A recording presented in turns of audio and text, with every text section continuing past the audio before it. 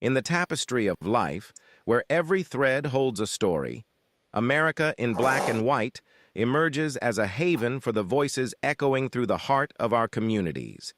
In this podcast, we wade through the rivers of our collective experiences, celebrating the vibrant hues of change brought forth by the whispers of hope and the roars of action. It's more than just a conversation. It's a journey into the heart of our society, illuminated by the light of those daring to dream and do. Join us, and let your voice be the melody that guides us toward a dawn where every color finds its place in the masterpiece of our shared destiny. Together, let's paint a future brimming with the positives that dwell in our minds and the actions that shape our world.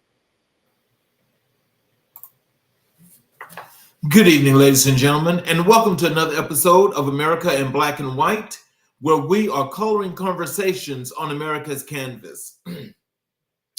Tonight, our special guest is Mr. Abriam L. Brown.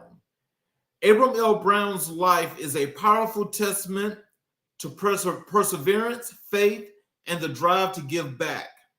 A native of Troy, Alabama, AB grew up in a close-knit community where resources were limited, but hope and determination were abundant. His story begins with a miracle. His late mother, evangelist Doris F. Brown, prayed and fasted for 3 days during a life-threatening pregnancy, believing God for her son's life. On August 7th, Abriam was born, embodying the faith and resilience that would define his future. Raised in Louisville, Alabama, AB's foundation was deeply rooted in the church. Under the ministry of his grandmother, he grew up immersed in faith, attending church regularly, and singing in the choir. This environment instilled a love for worship and a desire to serve others. As a teenager, Abriam fully committed his life to Christ during a transformative experience at Delville Christian Fellowship Worship Center, which marked the beginning of his spiritual journey. This commitment to faith eventually led him to Eddie James Ministries, where he spent 4 years traveling and ministering alongside a renowned worship artists. This period of his life allowed him to develop not only as a worship leader, but also as a dedicated servant to those around him, gaining valuable experiences that would shape his professional and personal calling. Ladies and gentlemen, I'd like to bring to the show Mr. Abriam Brown. Hello, sir. Hey, how How are are you? you? Man, I'm excited. Thank you so much for the opportunity, Mr. King. Well, I'm glad to have you here. And you sent me a pretty an extensive bio, so I um, did. I had to get it to a point. But is there anything you'd like to add to your bio before we get into the show? Man, you've said more than enough. I am ready. I'm excited to share my story with the people. Yes, So sir. again, thank you for the opportunity, man. Oh, that is not a problem, and I'm happy that you're here because as being one of the young leaders, young future leaders of this country, I think having the people to know the things that you do and what you bring are some things that people need to know. So let's start with your entrepreneurial journey. Okay. Tell us what inspired your first entrepreneurial endeavor. So for me, how did I start the A Brown agency and how did it become? For me, it was a desire that started it. I had a desire to help people operate in excellence. And as I traveled and worked with different artists, I saw firsthand, how much a strong support system really mattered. Someone to handle the details, keep things organized, and take the pressure off of the people so that they can do what they do best. So I decided to build a business that was dedicated to the kind of behind the scenes support. And today I have the A Brown Agency. We act as an extension to our clients, managing schedules, streamlining work, and helping them make confident decisions. Okay. To me, it's about creating a sense of ease and empowerment for everyone I serve. Well, I think that's always a good thing, especially when you're in the service industry and you're doing business. So can you tell us, like, just when you went to this point and you started your agency and so forth, like what really kicked it off that made you say you're going to go and start this agency? So for me, I've always been a servant. I've always been a servant at heart. I'm originally from Alabama, and I wear a lot of hats: executive assistant to recording artists to apprentice funeral directors. But beyond the titles, I'm someone who believes in showing up for people and in their most important moments, whether it's celebrating milestones or pursuing their dreams, or even helping a grieving family. I try to be consistent, dependable, and rooted in purpose. So it's always been with me. It's as they say, it's in me. And what's in you always comes out. So I have that servant heart, and I've always been a servant growing up.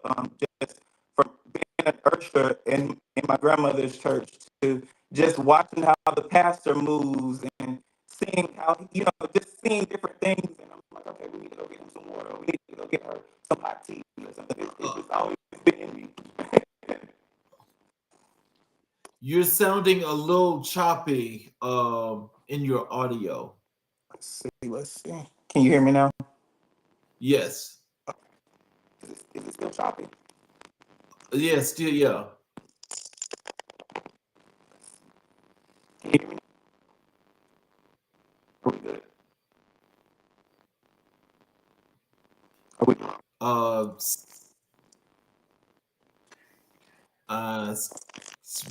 Now we can't hear you. Look, good.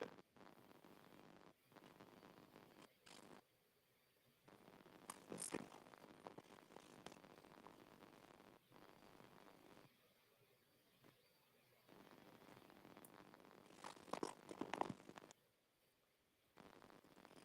Okay.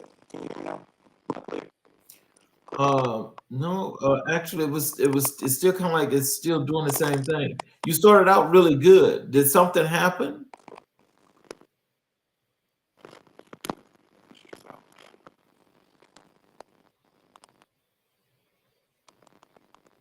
I'm learning this new technology as I go. Still choppy. Yeah, it sounded like a robot.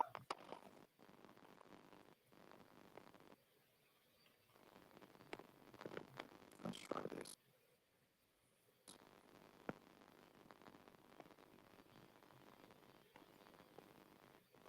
Let's see if I can go from my iPad.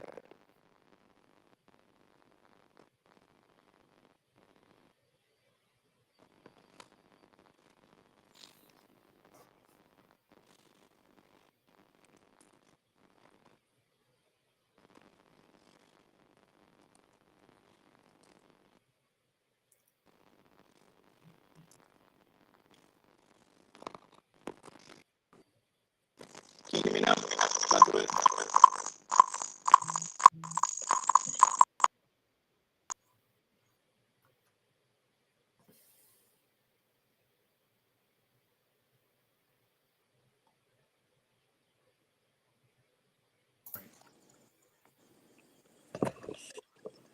Okay, can say something?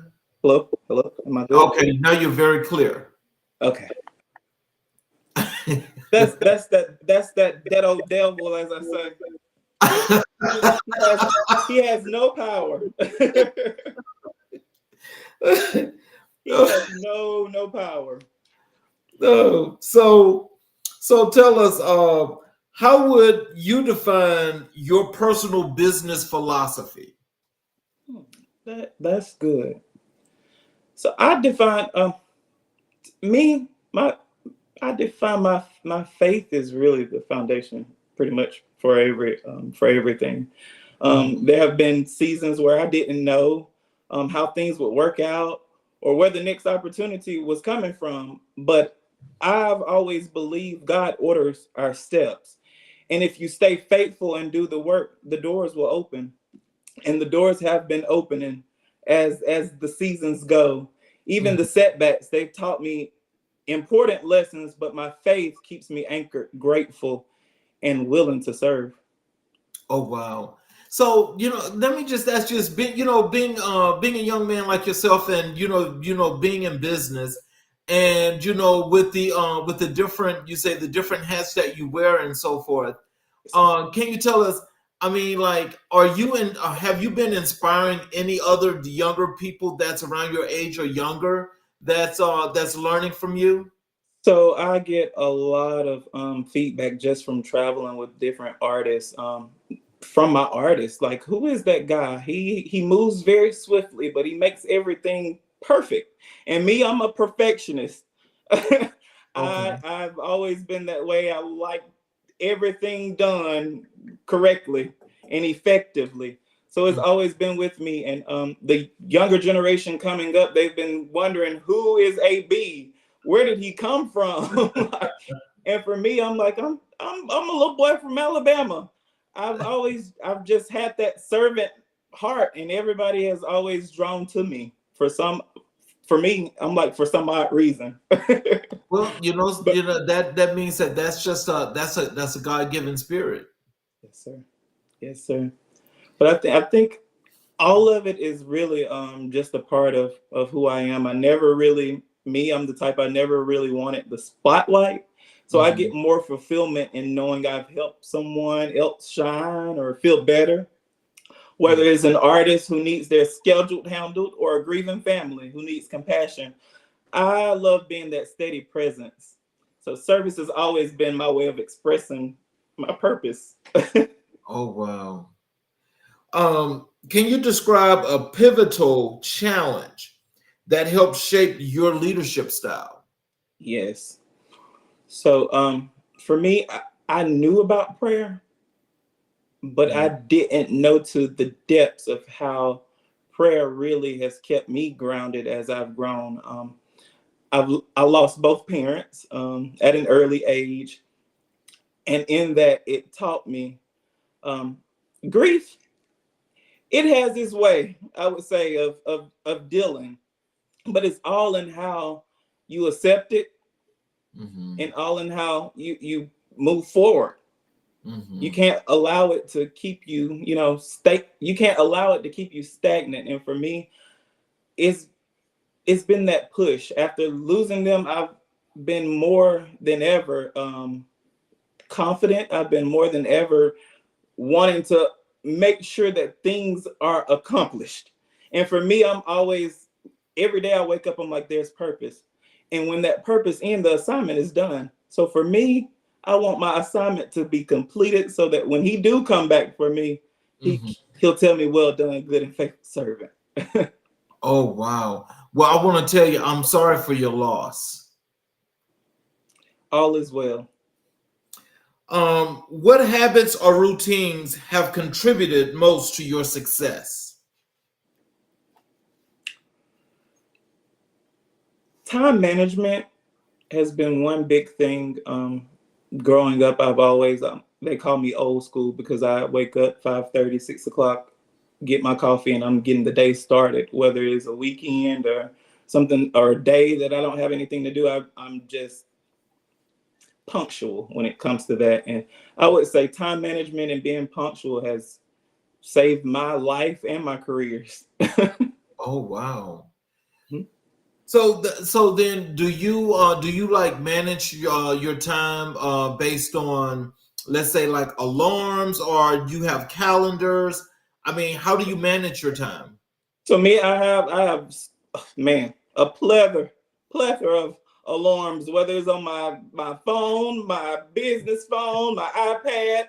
I keep them alarms going because sometimes I'll get in that resting spirit and I don't want to get out. I hear you. And Oh, yes, I have in my agency, I have a calendar. I call her my calendar lady. She keeps me up to date with different tasks. So mhm. I can get things accomplished day to day. So, how do you measure impact beyond profitability? Me, for me, the profit will come. I've always been impact first, and everything else will come. So I've always been a workaholic. I've always went hard when I do go into work, whether it's at the funeral home or dealing with an artist. Um, it is, to me, hard work has kept me grounded, and I've also seen, I would say I've reaped the benefits and the blessings that has come from being in impact Oh, or wow. impacting someone. So, I think that that's really interesting, because when you lead by example, I think it really it helps others to know that they're either going to get with it or get left behind. That's good. And so normally, like, let's say in your situation, especially in your agency, I mean, how do you inspire your people to get to doing the work that they need to get done? So for me, growing up, I didn't have much. We weren't the wealthiest family, but I was taught to work hard and to treat people right. And that mindset has carried me. Um, I didn't always see people who looked like me in spaces in funeral service and in executive management, but I decided to not let that stop me. And it's definitely been challenging to juggle different callings, but it's also been rewarding. And each reward has taught me something, and not only me, but it has taught the people that is coming up behind me to keep going. Don't look back. And sometimes it's okay to look back, but don't stay looking back. Keep going. Keep Right. going. And it's kept me grounded. Oh, wow. So, what role does mentorship play in your growth as an entrepreneur? So me, I have always been an activist on mentoring less fortunate, or even just going out in the communities, just talking to just I would for me, I've always went out talking to the homeless just to see how did they get to where they are. And for me, in my heart, I've always been the type that's like, how can I help, or how can I assist, or how can I get them from where they are, or even in the mindset, like how can I help transform? And it's all, for me, it's all prayer, consistency, and patience with people. And that for me and my generation, that's all that I've saw is if an elder had a little patience, it goes a long way. It goes a long way. Wow. So have you yourself, did you have anyone mentoring you as you were coming up and getting to the point where you are right now? Yes. So when I first started growing up, I went from singing in the church at my grandmother's church to growing up and being able to travel with Eddie James Ministries. And in that, I was able to come back home and meet my mentors, which is Pastor Lisa Noel Smith and Pastor Marcus Smith, who has taught me so much when it comes to administration and even personal assistant in dealing with different things and behind the scenes. And I loved every bit of it. I was chastised a lot, but it has taught me a lot. It has taught me a lot, and I appreciate every moment. And of course, I watch Real Housewives of Atlanta, and growing up, I've always watched Phaedra Parks, and to see her go from studying funeral service to attending the school that I attend, which is Jefferson State Community College, and obtain her mortuary science degree, it pushed me to go forward in funeral service. And I'm like, I don't know how these two is gonna mesh, but somehow they have come together. They're two different entities, but they mesh. Wow. It's all in impacting or touching a life. And that's what I do in both funeral service and at the A. Brown Agency. So how has your approach to business evolved over the years?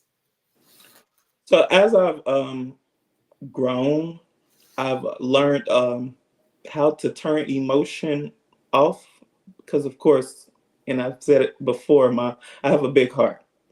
Mm-hmm. And in that I've learned this discernment, and we have to have the spirit of discernment, or we'll get burnt out, man. You will get burnt out trying to do everything, trying to be, everywhere. But having the spirit of discernment has kept me grounded, and it is it has helped me along the way, and who to help and who to pray for, and keep going. Mm-hmm.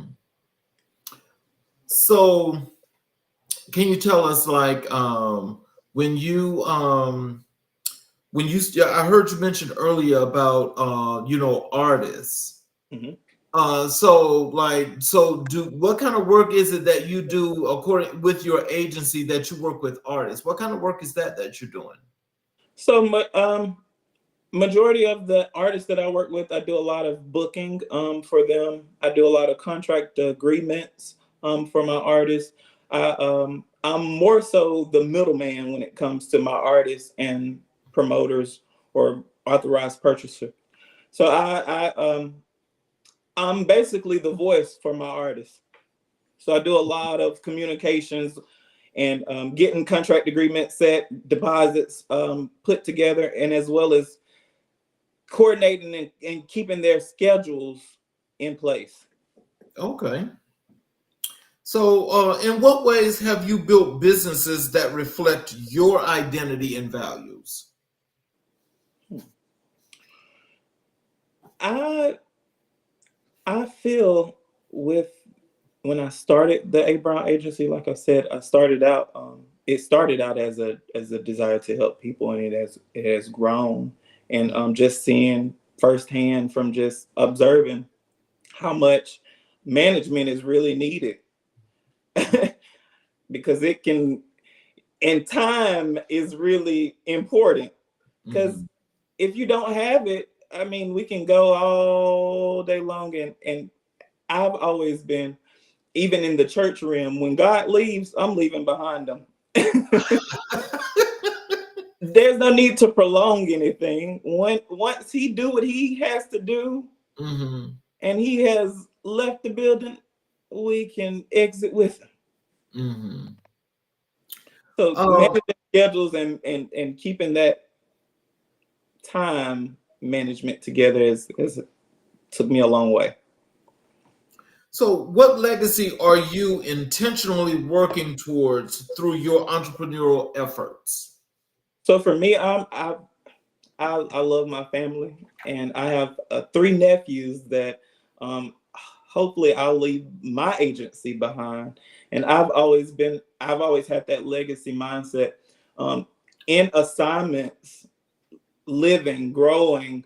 There's something that you should have to build, so that your family can fall back on if they want to, or your family can, join in with no problem if they wanted to. So I've always wanted to build a legacy that my nephews don't have to struggle for nothing. They don't have to ask or want for anything. So I've Mhm. always been building and creating a meaningful and impactful legacy behind. And I feel the A. Brown Agency is definitely a big stone that I can leave behind for my nephews. And even in funeral service, I know a lot of people, they don't like funeral service. I get a lot of why you do that or how you do that. But for me, I'm like, if you don't have the mindset, the heart, and the stomach, you can't do anything. Well, I will tell you, that's some special work, because I'm telling you, I don't think I could do that. But I get my nephews say all the time now, Uncle A, I don't know about going in the embalming room. I'm like, oh, there's other things that you can do. We got plenty of limousine fleets for you to drive. We can let you drive the family, walk the family in. There's other things, business. Let's get this agreement together. Let's get this contract set. Sit with this family is more than just majority of your time on that case. Uh, So when did you realize entrepreneurship would become more than just a job? It would be your mission. So starting in funeral service education, I knew that that was, to me, that was more than just a job, that it was more so a ministry.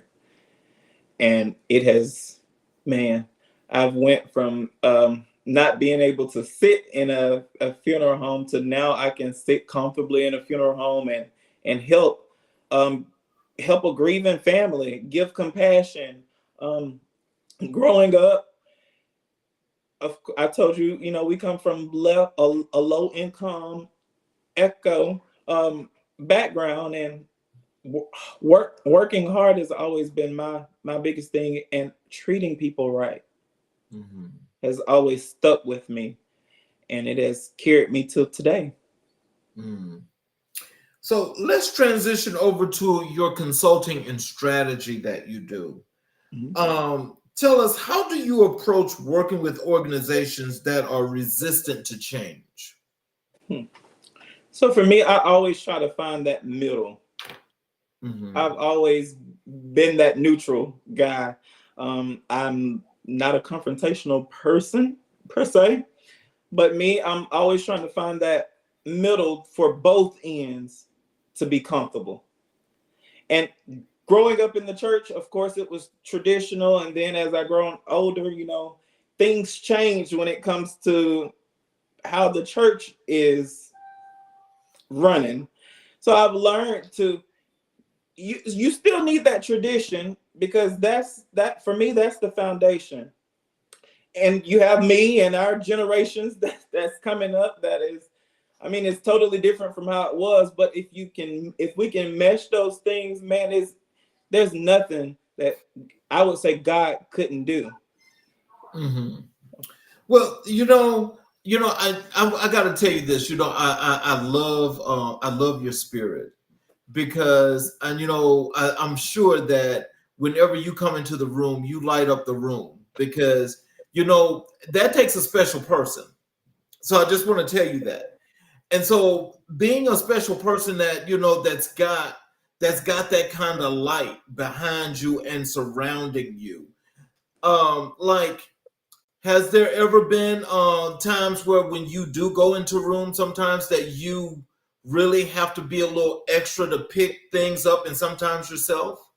Sometimes I have to go in. Like I said, I don't like to be confrontational, and I wouldn't consider it curt, but sometimes I have to go in certain places very stern, and it comes off like, oh, he mean, but after a while they're like, you're really not mean. You just mean business. And you just like to get the job done. That's all that it is. And I'm like, well, I'm glad that you got that. But I it's challenging. I'm not going to say nothing is hard, because nothing is hard. It's a Mm-hmm. challenge. And I just learned to just be me at the end of the day. They're Right. gonna like you, they're gonna have their opinions of you. But if you continue to stay you, what they say means nothing. It does not. It does not. It means nothing. Absolutely nothing. And I've learned that majority of the naysayers or the opinionators, it's like a cycle. They've eventually come back around to either thank me, or to encourage me, or to uplift me. It's always been that cycle, or that 360. So, what's your process for understanding the unique DNA of a client or team? To me, I do a lot of research. Mhm. A lot of people tell me I missed my call and I should have been a private investigator. But but for me, I do my research, and if my life and their lives are somewhat, I'm like, okay, I can, or if I feel I can help them reach or evolve, I'm all for it. I'm all for it. Oh, wow. Can you walk us through a moment where your consulting transformed a struggling entity? So when I first started just doing contract agreements, this one artist, they were, I'm not gonna say a micromanager, but they were all about business and getting business done at a punctual time. And I come in and they sent me this information, and man, it was, let me tell you, it was like 2 days of work. But they sent me the information. I reviewed it, I scanned it, I dissected it, I did everything that I could do that I thought was right. I sent it off. They're like, "Oh, you sent that very quick." My previous PA, it take him like a week or her a week to get done, and you literally got this done within 48 hours. And I'm like, in my head, I'm like, you don't even know the lack of sleep and the more I missed my bed, but I was determined to get it done. And in that, I've seen over the months and years how the clientele has went up, and how different people has been coming at every angle, like, how do I get this artist, or how do I book this person, and who is behind this website, who is behind, like, who is this person? And they don't even know it's me, one man show here. Oh, wow. Yes. So you doing the whole thing? The whole shebang, as they say. So how do you ensure when they meet me, they're like, this little man, he was moving cars, bricks, homes. He was moving it around, moving everything around to get that stage perfect. Sound perfect. So when my artists get up on the stage, everything is smooth sailing. They're not looking around like something needs to go down, the levels are too high. Me, I always sit back and observe my future clients and my current clients.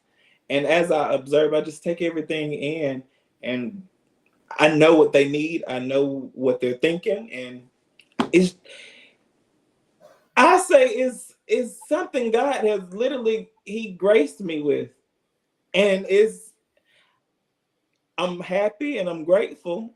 Sometimes I'm like, now, Lord, now I'm not the strongest, but why you keep trying to give me? But I saw one of those, I saw a post that was saying God gives his strongest battles to the ones that he know can handle. And that has stuck with me throughout this whole time, that what I thought was hard, it was really just a test of the faith, a test of my faith.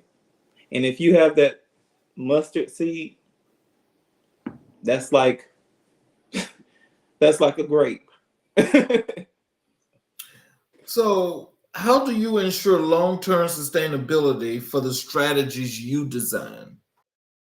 So me, for long term, I do my own agreement, which is 12-month to 24-month agreement, meaning that I will be with that artist during that time, and I can extend that time as well if need be. So what do you believe most consultants get wrong when working with underserved communities?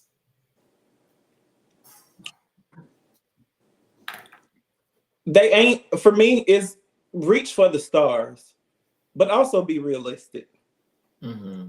A lot, instead of collaborating, is a lot of competition, and I don't get it. Even just different cities, like little small towns, I mean, it's, instead of collaborating with one another, we are in competition with one another, and that's a big problem in it. And for me, I've always been that type that I'm not a competitor, but I'm willing to collaborate. I want us all to be up here.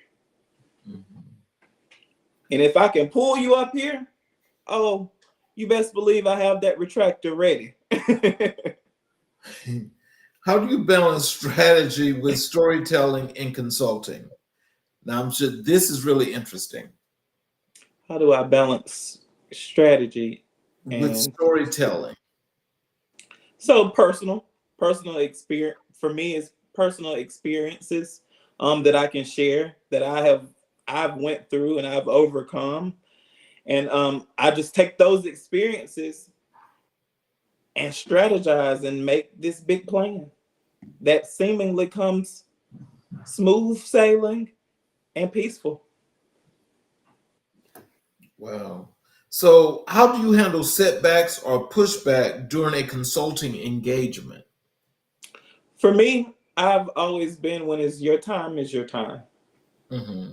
And even with just even with business, when is your time, or when God is ready for your light switch to come on, there's nothing no one, not even yourself, can do to stop it. Wow. So, what industries or sectors do you feel most drawn to serve and why? So I get that a lot. Everybody's like, "You're a Christian," which I am. I am diverse.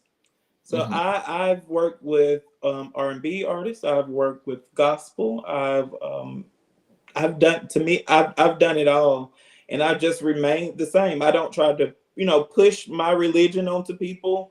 Um, None of that. I pray for them. I help them as much as I can, and I keep going. Hmm. I hear you mention pretty much, everything is about your faith. And can you tell us, like, when you mention your faith, what has you so wrapped in your faith where you're so secure and comfortable and trusting of it? For me, seeing my mother, she was an evangelist, and seeing her go through breast cancer, and me in my 12th grade year thinking, I'm going to lose my mom. She's not going to see me walk across the stage. And for her to come to my face and tell me, I'm going to see you walk. God is going to give me strength to see you walk across that stage. He's going to give me strength to see you excel. He's gonna and to just see that, and to actually physically see her just go from this, she was so weak, to even before she even admitted herself into the hospital, she was adamant about doing this service. She's like, I know, in my final stages of breast cancer, XYZ, but I got to do this service. Is a word. And me and my siblings were like crying and hollering, like, no, you need to go into the hospital now. She's like, no, I'm going to go after I complete this assignment.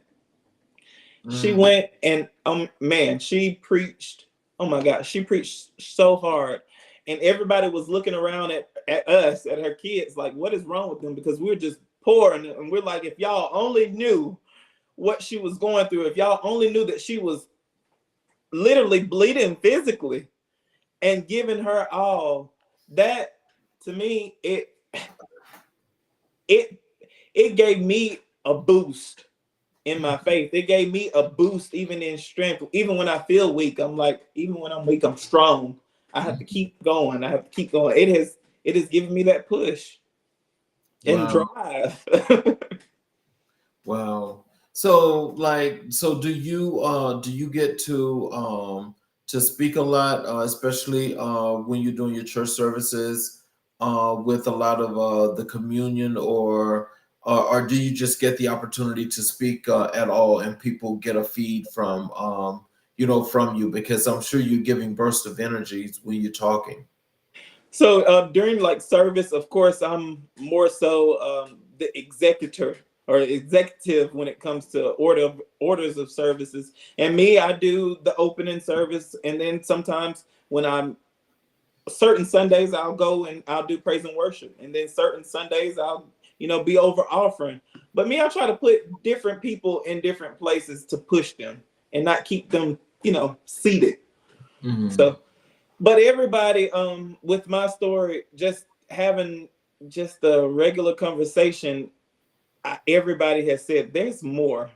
I want to learn more about you. I want to know more of. There's something. There's a story behind that smile, or there's a story. I'm like, nothing but God's grace. That's all. And then when I'm able to sit down and have that conversation with them, they're like, man, I I don't even see how you're still having a smile on your face. I don't how.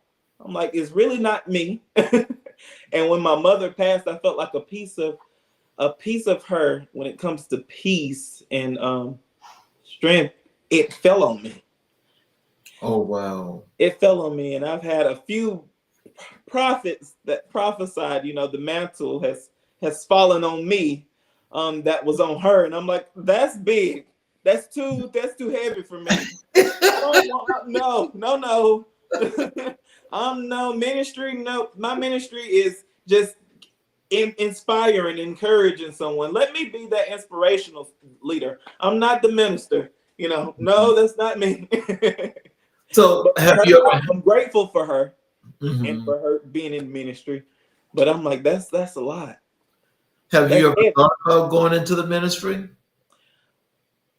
Honestly, this is my ministry. Mhm. This is my calling. This is my gift that I'm able to share with the world. And I appreciate you for even opening your doors for me to come and share my story. So this is ministry for me, Mr. King. Well, I think back to when we first connected. Of course, for those that don't know, we connected on LinkedIn, and I know that when I was looking at your profile, I will say that there was a glimmer of light, in what I saw in your profile because, and I'm thinking, oh my God, this young man is actually, he's moving and he's making some strides, and I too am just like those other people, not only wanted you to have the opportunity to come to the show, to talk about those things that you're doing and how you're helping people, but to let people get to know who you are. Because the importance is that when people get to know all of those wonderful things that you're doing, and Mhm. they can put the face with the But mission, know, it actually says everything that needs to be said. It really wow, does. wow, Yes, sir. that means a lot coming from you. And I've done my research, and you've been around a long time, and you've been interviewing people, man, with doctorates and etc. And this is truly an honor for me. Well, Truly, again, as I say, and to be connected, yes, that sir. that means the world. Yeah, but you see, as I say, being a future leader of the world, though, because I mean, there's big things in store. And so I'm sure that, just as you're going along, though, I mean, there's going to be people in many different statuses that you're going to run across because it's just your destiny. It's your destiny. And so I'm just happy, and I'm the one that's honored to actually have you here before us because whether it's any other interview, I will say that most likely, and I'm hoping that this is the one that people will remember the most because it's as you continue to grow and you actually, as they say, spread them wings. Yes, sir. you know you know Yes. people are going to remember, say, oh yeah, I remember he was on that podcast. Mhm. With Mr. King. And that was my prayer this morning when I got up, is that something that I say reach. Hmm. I pray that it reaches, and not only reaches, but I pray that it gives strength. I pray that it gives that push that someone may need, that encouraging word that someone just may need, or who knows, someone could be watching right now and literally at the edge, and one word that we both said or have done during this time could have saved their life. So for me, I count it all joy. Mm. I count it all joy. So, how has consulting sharpened your understanding of leadership? So it has shaped me in my understanding in leadership in so many ways. I hats off to all of the leaders and um, executives and CEOs, because it is a lot. It is a lot to handle, but God gives us that grace and that strength to handle it all.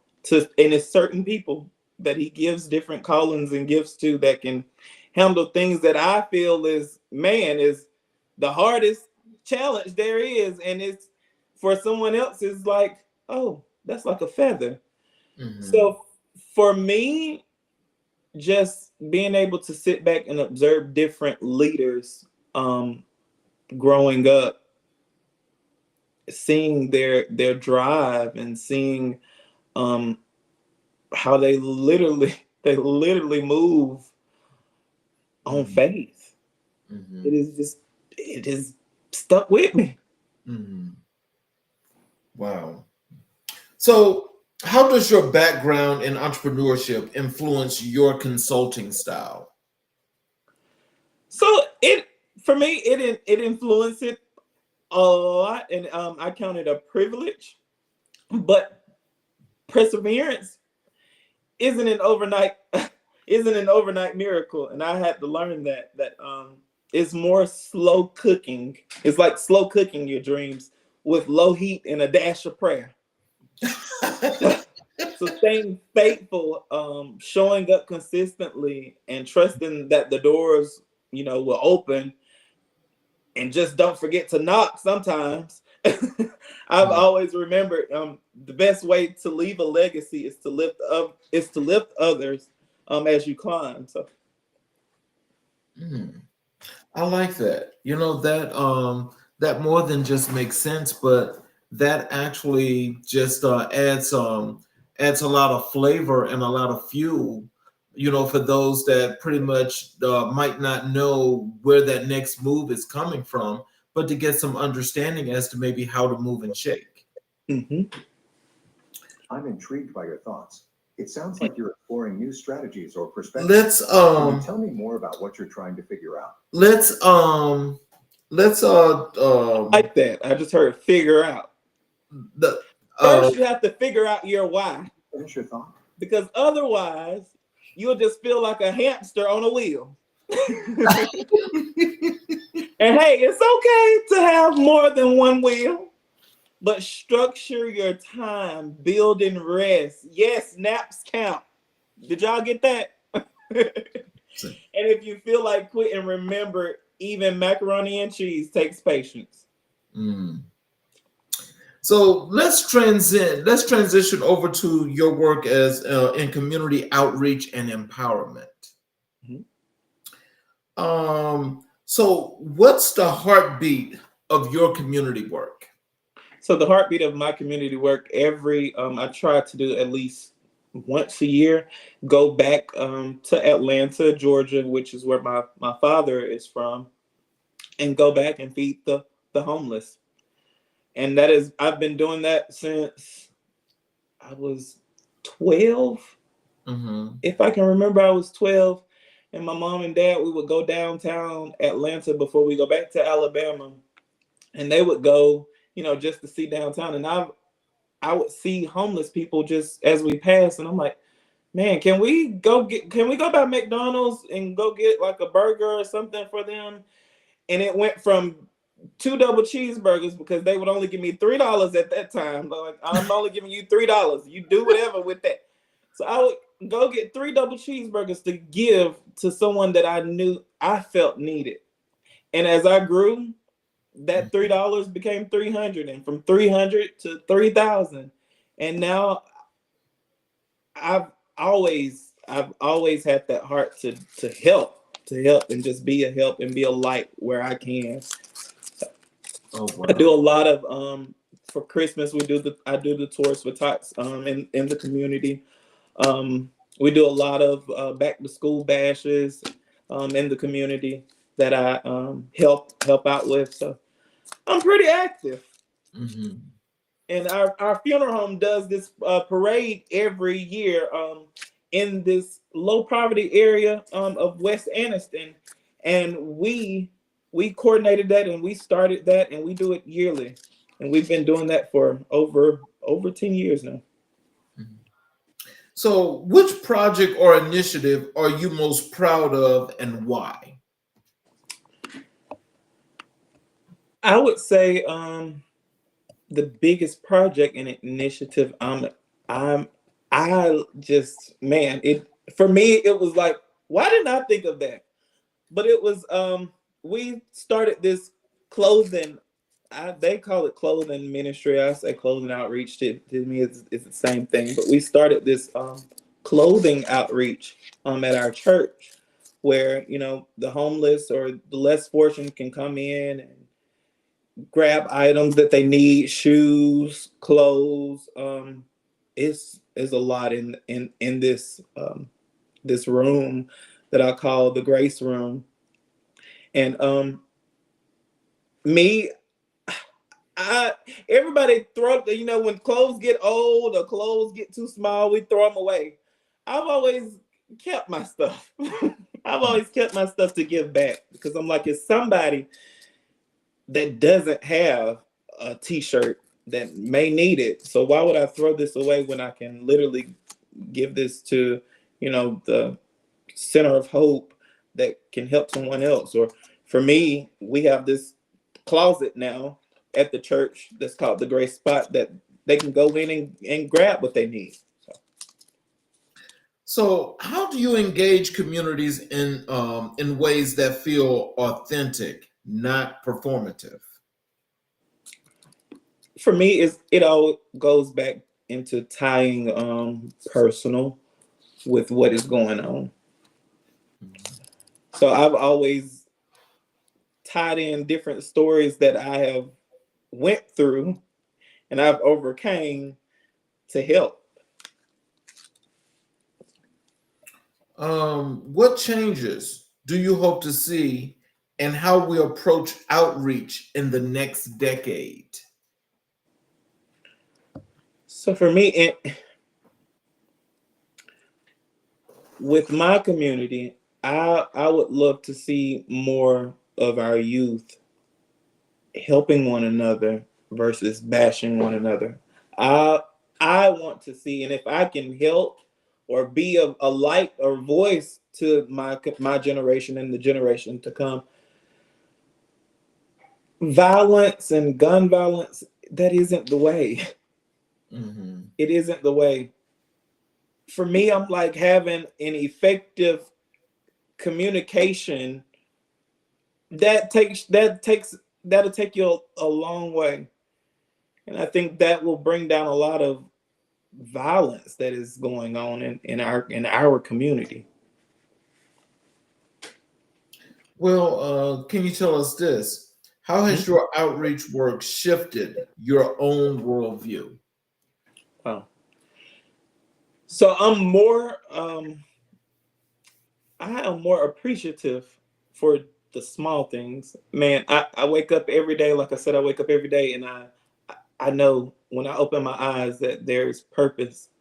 And just observing and seeing, people that's blind, people, that's deaf, those those things are small to some, but for me it's big. Mm. And I'm appreciative, and I cherish the small things as if they're big. So, what advice would you give to someone starting a grassroots initiative today? I would say take your time.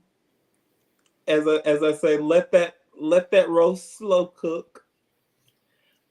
Always understand and know your whys and why you do different things.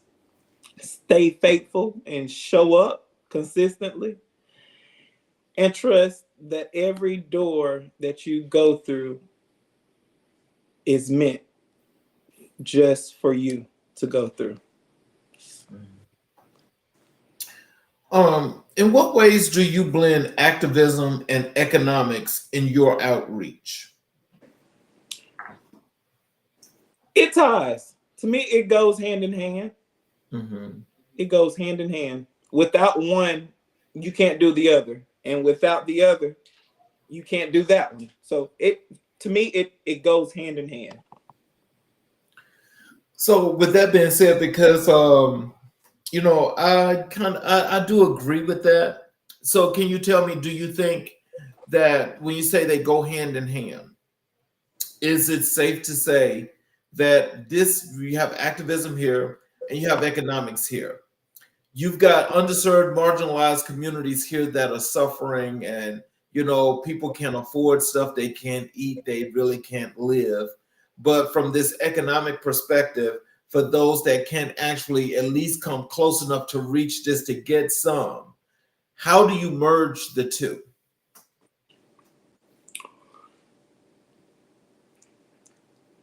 For me, to merge the two, the ones that can,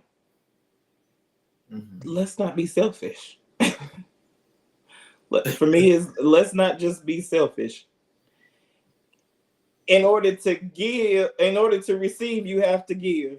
So for me, if I'm going to keeping, what blessings am I getting from keeping? Yep. And even in funeral service, I've learned that you can have, you can be this billionaire, this millionaire, and you can't take none of that with you. Not one bit. So why not use what I have to not only create and build a legacy, for my family behind, but for others? Mm-hmm. I think that makes a lot of sense. And, as you mentioned, by not being selfish and really just doing what's necessary to have that reaching that hand to reach out and to pull someone up. What is it that you think that's happening in society today that's actually causing a lot of people to not want to actually reach back into the community to help? I would say some are scared. And the reason why I say scared is a lot of people don't have discernment. So with discerning, you are able to, you can pinpoint and you can pick things out that Yes. is right. So for me, if I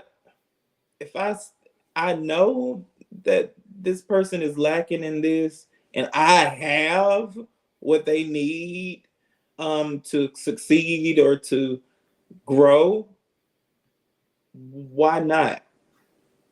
Why not give? Well, but see now, when let's just flip that script, because this is something that I've been saying for a while, because I'm actually trying to figure this out.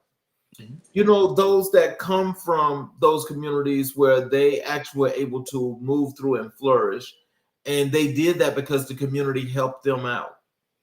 But when they refuse to reach back into the community to help, which means they have no more capital in the community, why is it that the community is on the continuum to support them? For me, is more so. I'm not gonna say title based, but they feel entitled. They feel like they don't. I've been. I've helped. XYZ, and when I was down there, but I don't have to. For me, I always go back to where you come from, especially when you have succeeded financially, and when you've succeeded, when you've become successful. To me, the blessings flow more going back to your community to help. But a lot of people it goes back to selfish and self-centered. Is if it's not about them, then they don't care about it. They don't care for it. And that's not the heart that God wants us to have. And for some of us, that's not even how we were grown. That's not even how we grew up. back in the day, our great grandmothers, they can go, down the street and ask the neighbors for XYZ, and they give, if they had it, they gave. Nowadays, if I go to my neighbor and I ask my neighbor, hey, I need some sugar because I got Kool-Aid and water, but I just need, they'll give it. But 5 seconds later, I done got 20 phone calls. Why did you go to so and so and so and so house or I heard it's always that. And for me, that's selfish. That's not that's self-centered. That's a self-centered person that needs help and prayer. That's your Sunday speech. Yes. That's your Sunday speech. And your act of discernment. That's me. your speech. You know me already. That's your speech. How have young people played a role in your community work? So the young people have played a pivotal role in my community work, whether it's the church or a funeral home. Where I'm from is more so the older head. So it's very rare that we have a young person that is around or want to help. So for me, that's what I was saying earlier. Like when it comes to order of service with church, if I've observed this kid just sitting in the back, he's done nothing, I'm about to push you just to see how far I can go. Like, help me with offering. Come up here and just hold this bucket. And I've noticed with some of the youth, just that, they went from sitting in the back of the church to coming out to the forefront holding the bucket to now when I'm absent, they're coming out on the stage to do the order of service, to do the opening prayer, and for me, that's shining the light on something that for me that was dim. And patience is everything. So what does community building look like to you in practice, not just theory?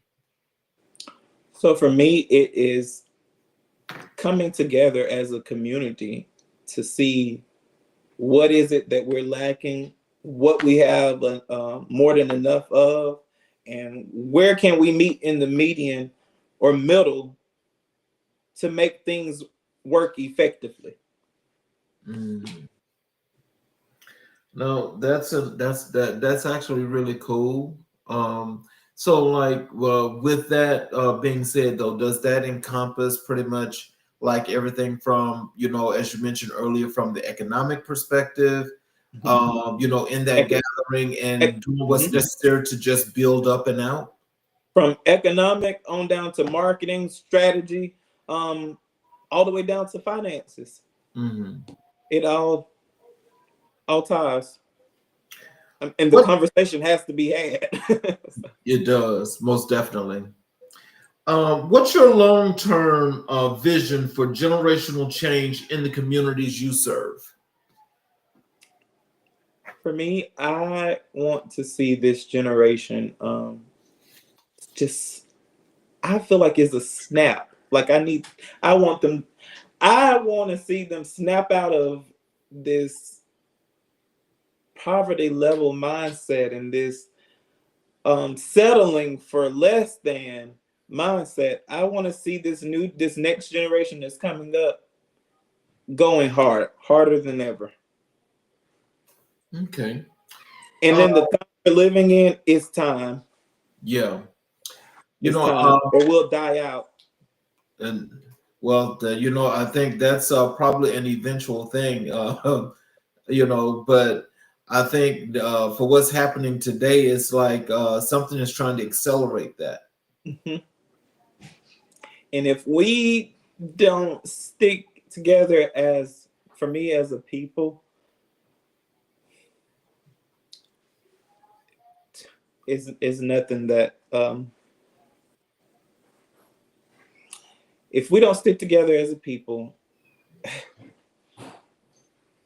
we'll never be able to say we have overcome as our ancestors and grandparents and great grandparents were able to, say and actually mean it.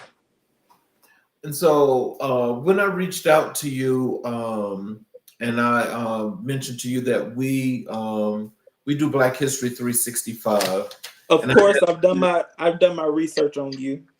And You I are my asked you, history moment. and so I asked you, who is the person that has most influenced your life and your career in Black history? You told me A.G. Gaston. Yes.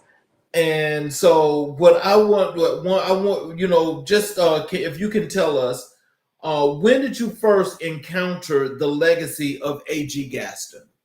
So, as a child, I did a little research just on Birmingham. And in Birmingham, Alabama, I just kept seeing A.G. Gaston. I'm like, who is this guy? Who is this guy? So as I gotten into funeral service, I heard that there was a museum that he has and a hotel that he has in Birmingham. I'm like, okay. So I went and checked the hotel and museum out, and me and him has so much in common. I'm like, wow, this man was, oh my gosh, like he was literally a legend in our community. Hands down. He's an Alabamian and an all-around legend. Just like me, I'm an Alabamian with a little bit of Georgia in me. But he built funeral homes, banks, and even a motel that hosted civil rights meetings. And basically, he was the original multitasker. And everybody, for me, I'm like, wow, I multitask I try to multitask pretty good. But he was the original multitasker. And if he can do it all in a suit and a tie during segregation, I can handle my laptop, my notes, and a latte at the same time. Look, well, just so you know, look, we're both from Alabama. And so, and being from Alabama, you got to say that, there's a lot that goes along with that, but the history in that state, I mean, every state has its own legacy or its own historical context in its own way. But I think for us that come from Alabama, there's a different way of telling that story, because that story, it intertwines in a lot of different ways. And so I will tell you, I realized that when I was working in Birmingham, and when I worked in Birmingham, and when A.G. Gaston's name came up, it too is a very interesting story, because his story goes a little bit further, just in context. But I think he's one of those people that, believe it or not, that unless somebody mentioned his name, it's almost like people are trying to, it's kind of like he's lost in translation. And so I think that was very, very interesting that he has been so influential to you, because, and just thinking about the journey and the path that you're on and how things went, it does go hand in hand. Yes. And just a little adding, the instructor of the mortuary science education program at Jefferson State, that's one of her relatives. And she's over a Smith and Gaston funeral home in Birmingham, which is a part of A.G. Gaston. And I'm like, girl, you've never told me this. She's like, what are you even doing? I'm like, I've been doing more research, and you never told me that you were kin to A.G. Gaston. I never knew that he was close. Like, I'm near Talladega area. I didn't know he was from Sylacauga. I was like, wow, I learned a lot. But that man, he literally built economic opportunities for African American families in Alabama, from funeral service to banking. And he quietly supported the civil rights movement. And his life proved that economic power and community impact can go hand in hand. Yeah, you know what? As you say this, though, I know we got to move on, but you know, as you say this, that with him being from Sylacauga, I'm just really shocked and surprised that as going down 280, because I used to live off of 280, Wow. to work there. But going back further, 280, going across, going into Sylacauga as you're heading towards Auburn that way. A lot of people don't know Uh-huh. about that route, but when you're going back across 280. It's amazing that there's nothing down there that actually memorializes him. Nothing. You know, and of course, you know, I think the reason being is because that particular county back over there going towards Sylacauga is the one that actually started the down spiraling of the Voters' Rights Act Wow. with the Supreme Court. It was Shelby County that took the government to court and sued and had the Supreme Court Wow. on Section 4 of the Voters' Right Bill. Wow. Yes. Did not know that. Yes, sir. So again, as I say, Alabama has a lot of history in a lot of different ways. Mhm. And I think those are some of the folk that need to realize that as they thought they were unraveling things for just a particular segment of people, is actually happening to all. Mm-hmm. That's good. What aspects of Gaston's story resonate most deeply with you? Of course, the funeral service stuck out a lot to me, and even knowing that there was African American families that was less fortunate, that he basically he had his own insurance when it came to our community that helped the less fortunate out with burial. And for me, that was a big thing, because in funeral service, it could be dog eat dog. It could be more I am on a money ordeal than actually helping a family. Right. So to see that and to read that story of him and how he, just did different things, and how he moved smoothly and behind the scenes and gracefully, it stuck out to me, and it's been with me ever since. I'll just tell you this. This is a little humor, but this is why people all around the world, all around this country, are so enamored with Alabama men, because we can do it all like that. Look, everywhere I travel, they're like, "You're not from here. Where are you from?" And before I could even answer, they're like, "You have this Alabama accent, and it's so strong." I'm like, "What are you talking about?" They're like, "Y'all have this certain," they say swag, but is this certain twang? And I'm like, "I hope it's a good thing." They're like, "No, it's definitely a good thing." Because in the other states, they're like, "We don't even speak." In Alabama, we, "Hey honey, hey shugs, hey, baby." I go to Georgia and do that. They're looking at me like, "Who is baby?" And I'm like, "It's just another way of saying hello, ma'am, or hello, sir." It's our slang. Country slang. How has philosophy shaped your decisions as a businessman? It has shaped me as a businessman in a lot of ways. To serve people well and to stay true to my purpose, and to trust that every step, even the hard ones, are shaping me and shaping my impact. It means the world. My journey encourages someone to keep going. That means the world, and it's been an honor to share my journey. So, what lessons from Gaston's journey do you pass on to others? To see this man just move the way that he moved during that time, and now there is no question that we can't do. Mm-hmm. Can't should not even be in our vocabulary. Mm-hmm. If anything, thrive, pushing, going, and not looking back should be our mindset with everything. Mm. If Gaston were alive today, what conversation would you want to have with him? For me, I would ask first, how did you juggle all of these entities? How did you juggle them?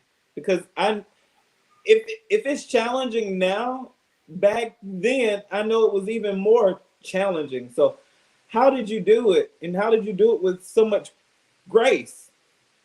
Mm-hmm. Would be my thing. And I would be asking, where is your strength coming from? Is it like is it a water that I can drink to, to be strong and tough skinned as you? Like, what is it? I want to know.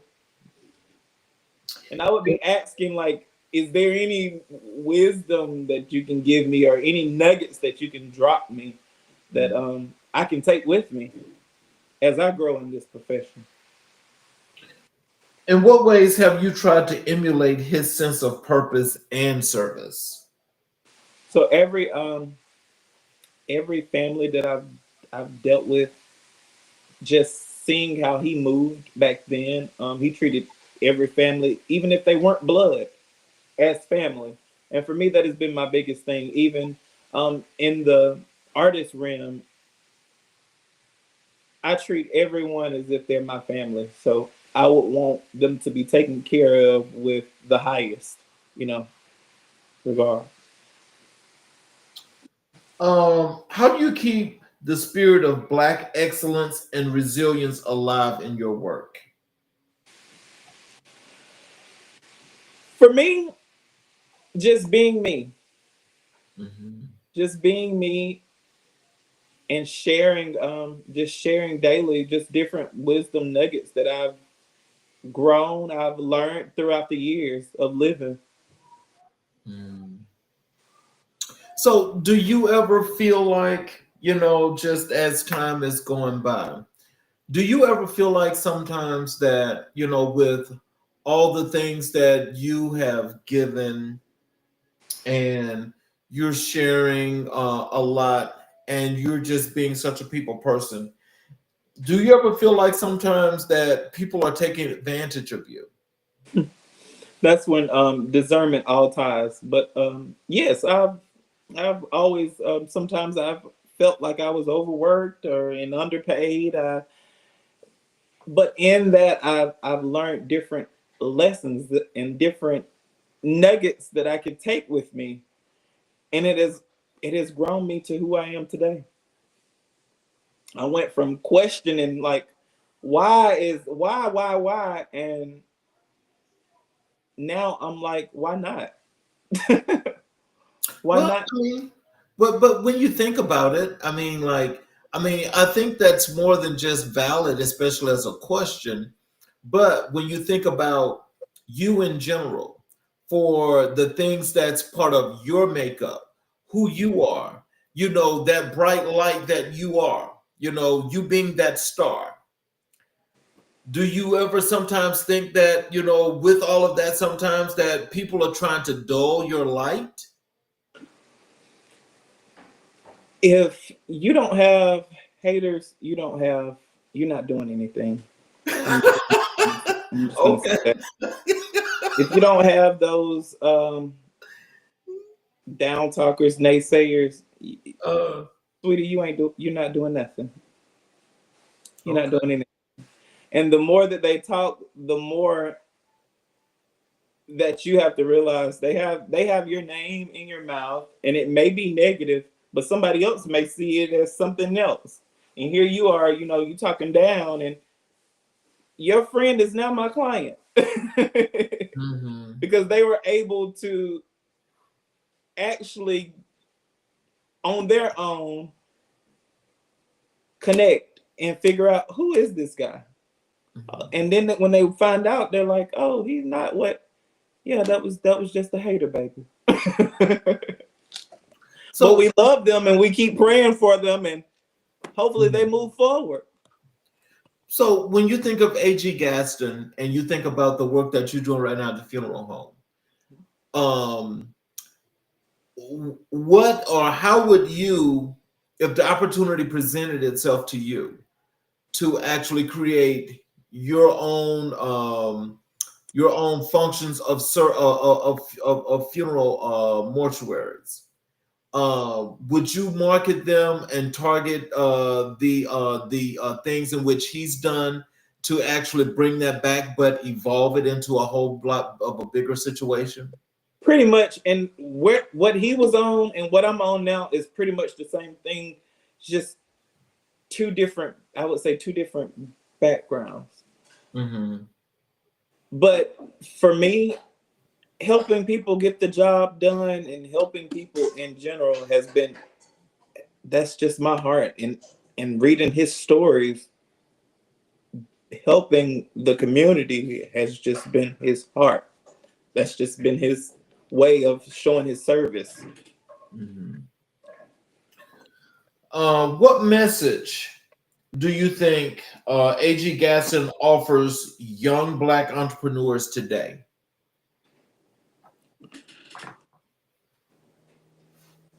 I think the message would be giving up is never an option. Mm-hmm.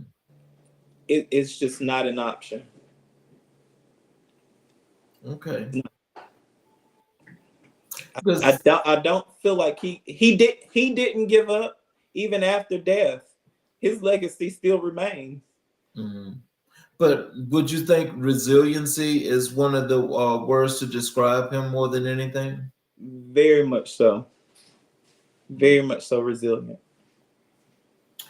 How do you incorporate historical figures into your modern mission?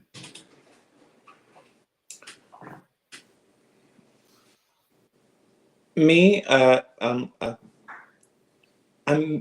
put both of them together and I make it work. Mm-hmm. Like I said earlier, I take the traditional and the new age, and we somewhat find this middle or median, and we make it work, and it works effectively. So you just throw it in the thing like a cake batter. That's it. That's it. You have to try it. And if you don't try it, you'll never know. That's true. That's true. That's one thing my grandmother has always taught me. She's like, if you don't test it out, you'll never know if you like it. So you have to try. You have to test it. You have to throw that ball out there. Sometimes it'll come back to where you can hit it and it be out.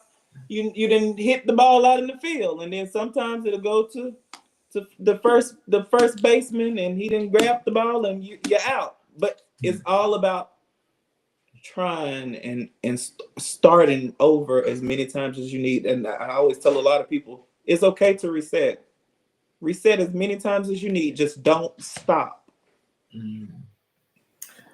And how has your connection to Black history influenced the systems and structures you built? Due to me being a diverse brand and a diverse person per se, I've been able to, for the ones that don't know history, I've been able to teach them our history. Mm-hmm. For the ones that don't know if it's the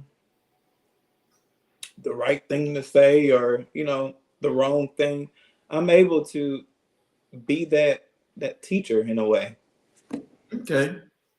It has taught me a lot, and I've learned a lot from other ethnicities. So in We're all closing, at the end of the day. In closing, what are some words of wisdom that you'd like to leave with our audience, including telling them how to connect with you on social media, or how to connect with you on your website? Again, thank you so much, Mr. King, for having me. I believe the spirit of excellence and resilience is alive in all of us today. No matter where you come from, you can rise above your circumstances, serve with purpose, and make a meaningful impact. It has been an honor to share my story, and I hope that it has inspired someone to just keep going. So I thank you for this opportunity. And you can follow me or find me on Linktree / Mr. Extraordinaire. That's Linktree, Mr. Extraordinaire, MrExtraordinaire.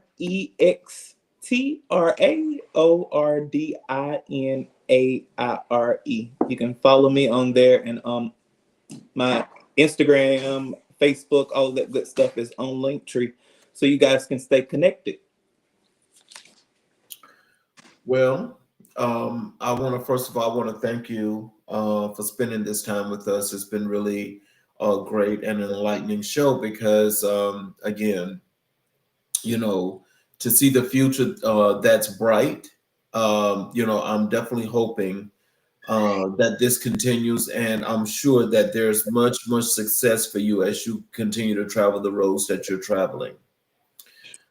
For those of you that are watching on the YouTube channel, if you have not yet subscribed, I ask if you would please give us your support by going to the YouTube channel and subscribing. Also getting all the notifications, because as we go live every show, you will be able to watch each and every show live as they take place. But you will also be able to go into the channel and watch all the other previous recorded shows, and you will be able to see not only this good work, but also be able to build your own form of a network and connect with many of our former guests or guests that just left the show.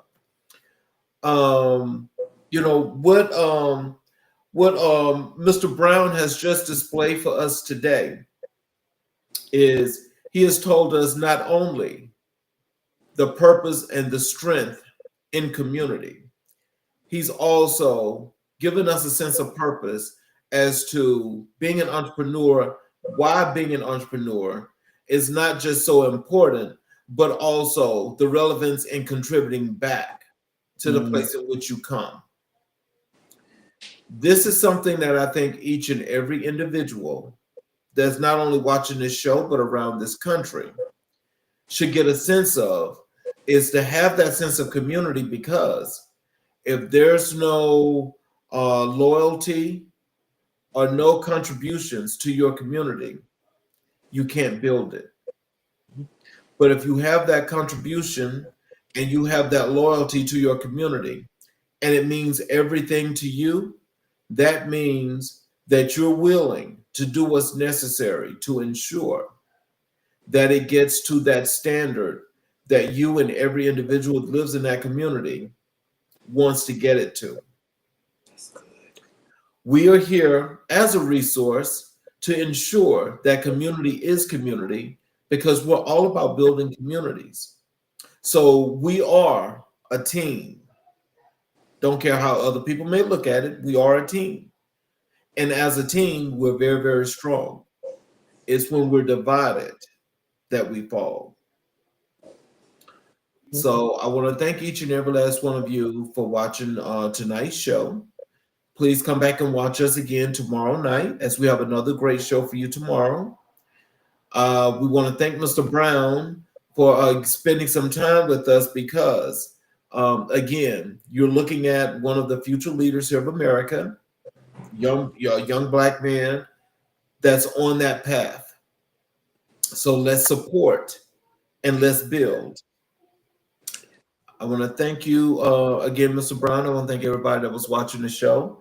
We will see you guys tomorrow. Please have a great evening, and we will see you tomorrow on another episode of America in Black and White, where we're coloring conversations on America's canvas. Have a good night.